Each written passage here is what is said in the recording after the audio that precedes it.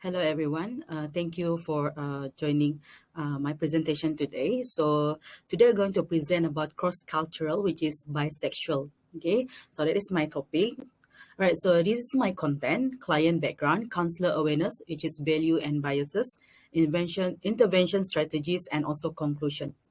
All right. So the first one is about background. Okay, my client that I interview is 21 years old, female, and from Sabah. She's a Sabahan. She's born in Sabah and raised in Brunei, which is her parents working in Brunei basically, and she's actually Malaysian. Okay, so these students are actually final year students in one of the international university and one of the top management in a student leader. Okay, she defined herself as a bisexual, and she said that she aware of herself as a bi when she was in 16 years old.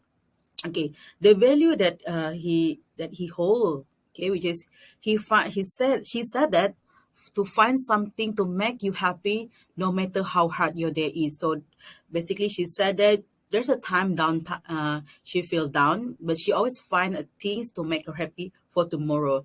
And client even admit that she never exposed herself as a bisexual in public. So basically, she only exposed or share with the people that she close with and some of her friends.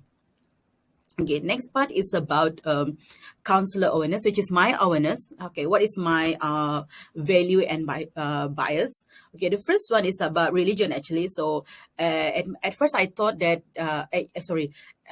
it's about religion. Okay, my religion is Christian, so obviously it's totally opposite. Okay, against the religion teaching, which is against the same-sex marriage. So that is the first one. Second one, so I also have this bias to them, which is from my point of view that she will not attend any church activity or practice their religion teaching. Okay, but then turn out my clients are very actively involved in church activities, and also he does practice the religion teaching. Okay, the third one, my bias is they're not interested in getting married. Okay, that is first thought about them. So when I listened to my client and I asked them, and she said that no, she really interested in getting married because she want to start a family.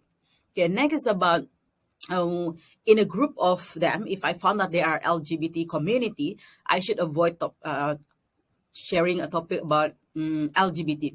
Okay, but then when I shared it to my client, she said that no, it's okay to share about that as long you're not trying to humiliate them or purposely hurt them. So yeah, because I thought if I raise up about the LGBT topic out of nowhere maybe or unconsciously I maybe hurt them, but she said no, it's okay to share about that with them as long you're not, your point is not to hurt them, not to humiliate them. All right, so that is the things. Okay, next part is, so during the interview, while I'm interviewing her and I asked a few things, I found there's maybe a few issues maybe raised uh, in her life for me, like not future, but not that, I mean not in the 10 or 15 years, but maybe in a few years later, which is there's some irrational thinking she have, which is I think that is the best to use one of these theory that I really like to use, which is rational emotive behavior therapy. Okay, the first one is her irrational thinking. She used the word, I will do my best to be good to others so that people will be kind to me. So she said that she have to do the best. She must do something good to other people so that people always kind to her and always help her. Okay, that's it's her thinking, because she said that as she is someone, bisexual, against the human norms, she have to be good to other people. But then, in the same time, when I asked her a little bit about being kind to other people, she even expressed some frustration over there when she was in her first year.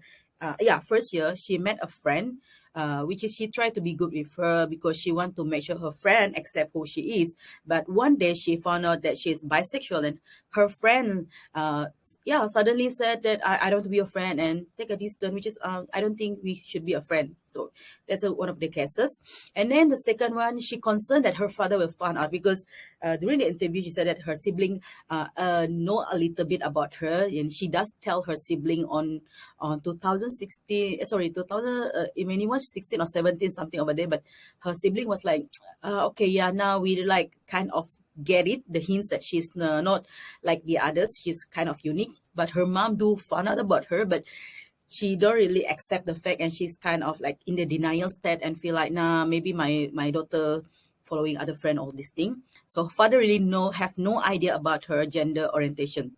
So she said that her father will hate her and cut their family relationship. So that is her thought. So she had the concern also if her father found out. So for the strategy, the intervention that I try to use is about challenging question, which is I want to help her to confront her idea. Okay.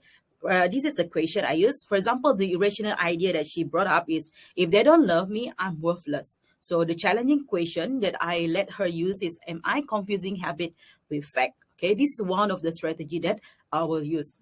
All right. Our next part is about ethical and legal. So for this, I have three things, which is justice, beneficence and non-maleficence, and also autonomy. So for justice, okay, counselor must aware of on attitude, values, and belief and behavior, and avoid imposing value and contradictory with the counseling's aim. So this one in the counseling, ethic 2014, okay, American Counseling Association in 2014, A for B personal value. Second one, counselor if the counselor lack of competency to be professional to clients, they avoid entering or continuing the counseling relationship. Also, in the SCA 2014, A11A. So next is terminate the counseling relationship when it becomes reasonably apparent that the client no longer assistant, is not likely to benefit, or is being harmed by continued counseling. So SCA 2014 A11A. So this means is injustice, which is we can avoid these things happening by we look at these ethics. Very important for the counselor to know about the limitation, or the ethics that we have to follow. Okay. Next is beneficent and non-maleficent. Okay, the primary responsibility of the counselor is respect dignity and the promote welfare of the client. It's very clear over there. This is the first and ever more so in an SCA 2014 A1A. Okay, this one, the non-maleficent actually, to avoid the non-maleficent, the counselor should seek further training, knowledge, and supervision to assist them. Okay, before they're making a hasty referral, it's like you should be prepared. Okay, you should know that you'll seek a training, all these things first before you making a hasty referral. Maybe there's some limitation, even though you know you can help them, but then there's a time our limitation. Okay, autonomy. The client itself should be active agent in their own counseling and life. So the counselor, what you have to do, prepare to convey your limitation in respectful manner while giving appropriate referral if necessary. So you have to convey your limitation. Okay, always in a respectful manner, because respects are very important in the counseling relationship, right?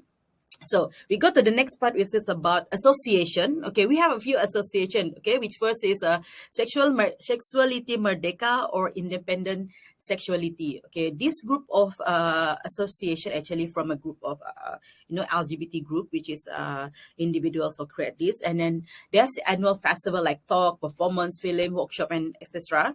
So the reason for this program is to promote sexuality rights as a human right, empower marginalized individual, and establish advocacy platforms. Okay, but then this association had been prevented by the government on 2017. So also, the next is there's a human right organization, okay, which is to establish for human right. Okay, this is the list that we have 9, which is the Malaysian Bar Human Right Committees, Suaram PT Foundation, which is Malaysia LGBT Center. Previously, it's called Pink Triangle. Okay, Chris, okay, Women Candidacy Initiative, Persatuan Kesedaran Community Selangor, Purple Lab, Matahari Book, and the Annex Gallery. So they are established for human right, basically. All right. Next is another one is address. This is another one, which is Sister in Islam Women Aid Organization, Amnesty International. So this group to address the sexual orientation issues as part of their public health activism. Okay, so we look at here, there's a community of LGBT group in Malaysia. So I share here, we have 6, which is the first one is Pluho, People Like Us Hang Out. Okay, Pelangi Campaign, Seed Foundation, Kue Lapis, Jejaka, and Justice for Sister. Okay, I will share one which is Pluho. So Pluho actually started in 2016. So they actually provide treatment for pre and also post exposure by partnering clinics. So there's a clinic partnering with them. So they actually have this one shelter located in Klang Valley. For they call it quest sibling, which is usually the peoples or the residents over there is any individual who's kicked out from home or left unemployed, and maybe they usually they're youngster, which is parents found out okay they are LGBT, so the parents kick them out. So this group actively advocate the needs of queer, which is inclusive mental health services, because this group is a safe places for the LGBT or communities to share their issues. It's a safe, non-judgmental environment to talk about their own community. So they also create another one project which is called the Bluebird Project. Okay, all right. So that is the community exists in Malaysia. So another one is I would like to share is about um, Kueh Lapis actually. Okay, this Kueh Lapis actually Kueh family also. They're also a group of LGBTQ people who is actually they try to uh they actually a group of people who feature short story from the ground rainbow team art and article, which is they try to bring up the stories about any LGBT issues so that it's become one of the information for the peoples outside there. And also Jejaka, just now I saw Jejaka, they actually a group of men, okay, created by a group of men, okay, which is they create a gathering over there because some of them will facing some conflict about religion or sexuality. Okay, this is a group that exists in Malaysia. Okay, they also try to they want to make sure that Malaysia is also one of the one of the country who will practice the human rights. Okay, so as a conclusion, last but not least, what I can say is, as a counselor, mentally prepared and focused on the essential issue whenever we're dealing with LGBT community. It's very important for us as a counselor to learn something about that, and it's okay also, and also it's okay to say to you know to it's not kind of reject, it's say like it's okay for you to not okay accept them in your counseling session in order to uh, in order how do I say this, in order to make sure your mental state in a good mental state, yeah, something like that. All right, okay, yeah, so thank you for listening to this presentation. So I hope the information will give more knowledge for all of you, and yeah, thank you, bye.